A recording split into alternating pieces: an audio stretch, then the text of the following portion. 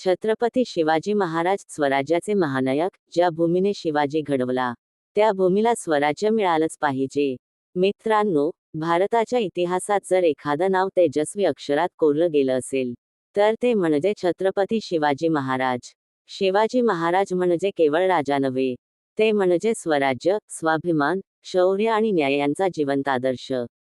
जन्म आणि बालपण. छत्रपती शिवाजी महाराजांचा जन्म 19 फेब्रुवारी 1630 रोजी शिवनेरी किल्ल्यावर झाला. वडील शहाजीराजे भोसले, आई राजमाता जिजाऊ. राजमाता जिजाऊंनी शिवाजी महाराजांवर रामायण, महाभारत आणि संतांचे संस्कार केले.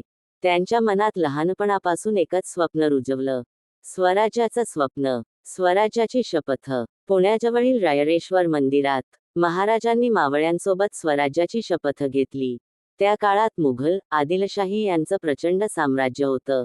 पण शिवाजी महाराजांनी धैर्य, बुद्धी आणि नियोजनावर विश्वास ठेवला. किल्ले आणि गनिमी कावा. शिवाजी महाराज हे किल्ल्यांचे राजा होते.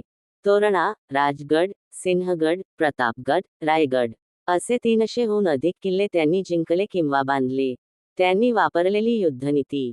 गनिमी कावा. थोड्या सैन्याने योग्य वेळ साधून मोठ्या शत्रूवर विजय मिळवणं हीच महाराजांची खासियत होती. अफझलखान वध. प्रतापगडावर घडलेली अफझलखान वधाची घटना इतिहासात अजरामर आहे. महाराजांनी धैर्य, सावधपणा आणि बुद्धीने शत्रूचा अंत केला आणि स्वराज्याचं रक्षण केलं. राज्याभिषेक. 6 जून 1674 हा सुवर्णदिन. रायगडावर छत्रपती शिवाजी महाराजांचा राज्याभिषेक झाला. त्याच दिवशी मराठा साम्राज्याला अधिकृत रूप मिळालं आणि स्वराज्याचं स्वप्न सत्यात उतरलं.